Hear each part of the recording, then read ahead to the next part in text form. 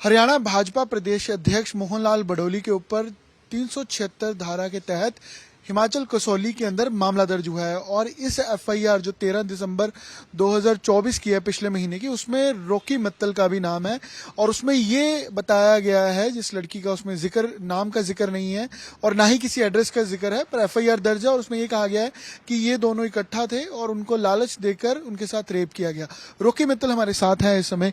Rocky जी, ये पूरा मामला क्या है? एफआईआर दर्ज हुई है आपकी और मोहनलाल बडोली जी के खिलाफ। मेरे को तो हंसी आती है। ये बीजेपी का आपस का कलेश है, ये बीजेपी की आपस की लड़ाई है, बीजेपी के नेताओं की लड़ाई है। बीजेपी के जो नेता इसके गवाह बने हैं, अमित बिंदल, उसने मेरे को कई बार व्हाट्सएप पे कॉल किया कि आप मोहन बडोली के खिलाफ गवाही दे दो। जब मैंने कुछ देखा ही नहीं तो मैं गवाही किस चीज की दूं? जब मैं नहीं माना, इन लोगों ने 9 सितंबर से लेके 3-4 बार प्रयास किया। 17 सितंबर को प्रयास किया कि आप जब चुनाव चल रहा था कि आप चुनाव में कांग्रेस का प्रचार मत करो। फिर उन्होंने दिल्ली से कॉल करवाने शुरू किए मेरे को, फिर वो भी हट गए। मैंने इनकी 17 सितंबर को एप्लीकेशन दी इन ब्लैकमेलरों की। पुलिस ने कोई ज्यादा कार्रवाई नहीं करी, खाना पूर्ति कर दी। 3 बार पंचकूला, 3 बार मैंने डीजीपी साहब को लेटर लिखा कि ऐसे ऐसे कुछ लोग मुझे बदनाम कर रहे हैं और इसमें बीजेपी के नेताओं के नाम आ रहे हैं। उन्होंने कोई गौर नहीं किया। कई दिन पहले मैंने सीपी साहब को भी मेल किया, वहां से भी कुछ नहीं आया। ये सारा का सारा स्टैंड है मोहन बडोली को दोबारा प्रदेश अध्यक्ष ना बनने देने का। किसका, इसके पीछे कौन आपको लगता है? मोहन बडोली को प्रदेश अध्यक्ष बनना है। ये बीजेपी वाले कुछ नेता नहीं चाहते कि वो दोबारा प्रदेश अध्यक्ष बने। ये कोई सत्ता विपक्ष की लड़ाई नहीं है, ये बीजेपी बनाम बीजेपी की लड़ाई है। ऐसे सीडी कांड एक पहले हुआ था सोनीपत में, अब दोबारा सीडी का ये बदनाम करने के लिए हुआ है। जब मैंने कुछ देखा ही नहीं है, मैं किसी के खिलाफ गवाही नहीं दे सकता और मैं ऐसी गद्दारी किया भी नहीं करता। आपको किसने कॉल की? मेरे पास कोई कॉल नहीं आया, मेरे पास तो मीडिया वालों के कॉल आए। पर आपको जो बोला कि आप गवाही दो, ये किसने कहा? ये अमित बिंदल ने कहा। जो लड़कियां कहती हम इसको लेके आए थे, उनसे कोई पूछे भाई तुम्हारा क्या मामे का लड़का लगता है या बुआ का लड़का लगता है? ये सारा का सारा खेल है अमित बिंदल का, जो मोहन बडोली से चाह रहा था कि मुझे टिकट मिल जाए विधानसभा की या हरियाणा की कोई चेयरमैन नहीं मिल जाए। भाई मेरा तो बीजेपी से इन चीजों का कोई मतलब ही नहीं है, मैं तो वैसे पेशियां भुगत रहा हूं। ठीक है, बडोली जी मेरे फ्रेंड है, कई बार मैं उनके साथ पहले भी गया हूं और आगे भी कभी मौका मिलेगा चला जाऊंगा और दोस्तों के साथ सर जाते हैं। हम 3 लोग गए थे और ये कमरे भी नैन साहब ने बुक किए थे, किसी और ने नहीं किए थे। हम मोहन बडोली का दोस्त है और ये भी सिंह जगह बीजेपी का जो गवाही दे रहा है, ये सारे बीजेपी वाले हैं। और एक इनकी क्या मनसा है क्या नहीं मनसा मुझे समझ में नहीं आता। मैं कहता हूं कि भाई बीजेपी वाला मुझ पे रहम करो। तो कौशिक ने भी आपको कॉल की या उसका? मैं कहता हूं बीजेपी वालों से भाई मुझ पे रहम करो, तुम्हारी लड़ाइयां तुम निपटो, मुझे ना बदनाम करो। आपको क्यों बीच में फिर अरे इनको शर्म आनी चाहिए। नार्को टेस्ट करा लो, ये कहते हैं कि दारू पिला दी, मेरा तो नार्को टेस्ट करा लो, मैंने आज तक बीड़ी भी नहीं पी, तुम दारू की बात करते हो। मैंने आज तक मैं तो भाई साहब कोल्ड ड्रिंक भी नहीं पीता। लड़की को पिलाई जिसके साथ हुआ। यार जब खुद ही नहीं पिएगा दूसरे को कैसे पिलाएगा? आज तक मैंने तो पी थी ना, मैंने कभी मोहन बडोली को दारू पीते देखा आज तक, ना उसको देखा मैंने। मेरे पास तो कई बार रुका वो। ये 2023 का उन्होंने बताया वो। यार एक बात बताओ, ये कहते हैं कि हमारे साथ ऐसा हो गया और 2023 में हो गया। खैर मैंने तो देखा भी नहीं, तो इनसे पूछे कि भाई 2023 वाला मामला, जब ये प्रदेश अध्यक्ष दोबारा बनने की मनसा थी इसकी और इसका नाम चल रहा था, अब कैसे आ गया? ये सारा राजनीति षड्यंत्र है सिर्फ मोहन बडोली के खिलाफ। मेरे को तो मैं गवाह नहीं बना, मेरा नाम इसलिए लिपेट दिया बीच में कि रॉकी मित्तल कल को बडोली के पक्ष में बयान देगा, इससे पहले इसी का नाम भी डाल दो। आप रुके थे, कसौली गए हुए थे उस समय? आप कह रहे मैं कई बार गया हूं, मैं कई बार गया हूं, मैं तो कई बार गया हूं, कई बार रुके बडोली साहब के साथ, कई बार रुके। मैं तो नैना देवी भी गया उनके साथ, मैं तो बाहड़ा डैम भी गया उनके साथ, मैं तो शिमला भी गया हूं। शिमला तो कई बार विधायक भी जाते थे, सुभाष सुधा जी, कभी मेवा सिंह, इनकी मीटिंग चलती रहती थी बीजेपी की। बीजेपी वालों की मीटिंग चलती रहती थी और मोहन बडोली जी उस टाइम विधायक थे और ये चेयरमैन भी थे किसी उसके विधानसभा के। ये अक्सर जाते थे सरकार की तरफ से, 2-4 बार मुझे भी ले गए।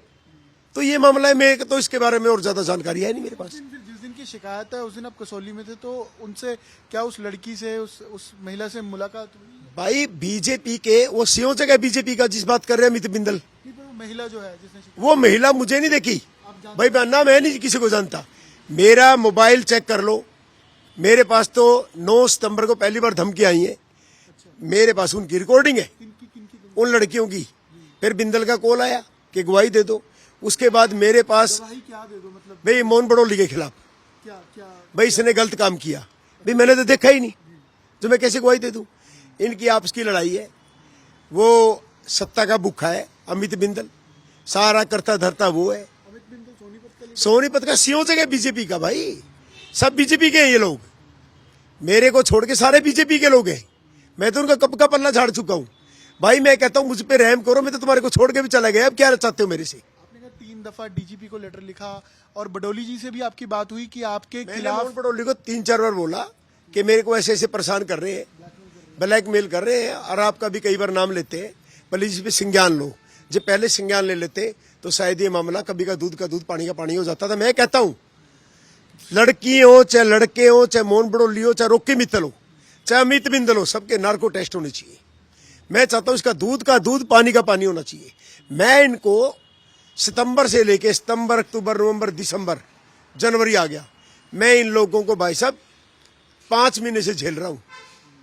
मैं कहता हूं ये खत्म होना चाहिए, इनकी जो प्रोपगंडा है, जो ड्रामेबाजी है, बंद होनी चाहिए, ताकि आने वाले टाइम के अंदर कम से कम सुकून की जिंदगी तो जी सके।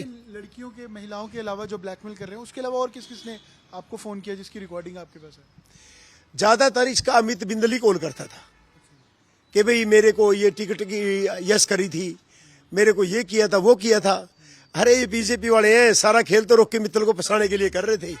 वैसे रॉकी मित्तल की तो किस्मत अच्छी है, रॉकी मित्तल नशे नहीं करता, नहीं तो कभी के मार के डाल देते, कभी बहन तो जज के मामले फंसा देते, कभी किसी के मामले फंसाते थे। अरे बीजेपी वालों रहम करो मेरे को। अब आप क्या करेंगे? बस मैं तो एक ही बात, नहीं कोई बात, मैं कहता हूँ दूध का दूध। मैं कहता हूं कि पुलिस को चाहिए, हिमाचल पुलिस को, कि इस मामले का दूध पानी का पानी करे। पर जो एफआईआर उन्होंने वेरिफिकेशन करके की या एक बयान पर एफआईआर दर्ज कर? बयान पे मेरे पास तो कोई कॉल नहीं आया, आज तक नहीं आया ना, कॉल नहीं आया। लोग मेरे को तो आज 20-25 मिनट पहले पता लगा, आधे घंटे पहले, जब मीडिया वालों को कॉल आई। उससे क्या करें, कोर्ट का रास्ता चुनेंगे? नहीं, वो पुलिस से भी मिलेंगे, पुलिस के संज्ञान में जो बातें हैं उनसे बात करेंगे, उनको पूछेंगे इनके पास क्या सबूत है।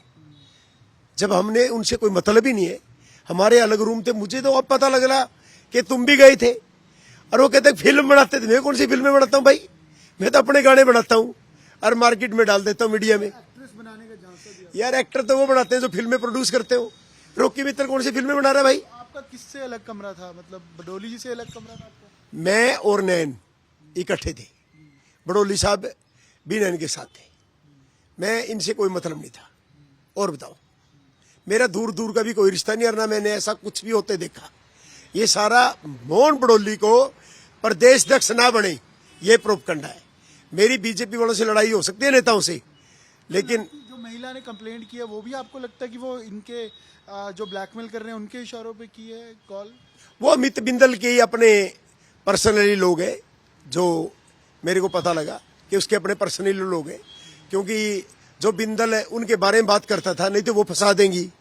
अब क्या फंसा देंगी, उसके क्या ताल्लुकात है। कई बार उसके मलेशिया से भी कॉल आए हैं बिंदल के, वो लड़कियों के साथ। तो लड़कियां, जो महिला कॉल करती थी वो क्या डिमांड करती थी? क्या वो भी कार्रवाई का ब्लैकमेल वो क्यों कहती थी अमित बिंदल को लेके आओ, मोहन बड़ौली जी को लेके आओ, मेरे पास रिकॉर्डिंग है। कहाँ लेके? मैंने बल्कि बोला एक दिन कि मेरा क्या कसूर है, कहता गेहूं के साथ हमेशा गुण पिसता है, मेरे बारे में बोला हुआ है, रिकॉर्डिंग है। महिला ने बोला, महिला ने कि आपका तो गेहूं के साथ गुण पिसता है। बडोली जी को क्यों बुलाना चाहते थे वो कि उनको लेकर आओ या साथ लेकर? वो अमित बिंदल की उसकी लड़ाई थी, भी सेटलमेंट हो जाए कोई चेयरमैन नहीं पे, उस पे उनके आपस के सौदेबाजी है। यार मेरे को मत फंसाओ, मैं बीजेपी वालों से रहम की भीख मांगता हूं, और मोदी जी से गुजारिश करूंगा कि इस मामले की सीबीआई जांच होनी चाहिए, ताकि दूध का दूध पानी का पानी हो।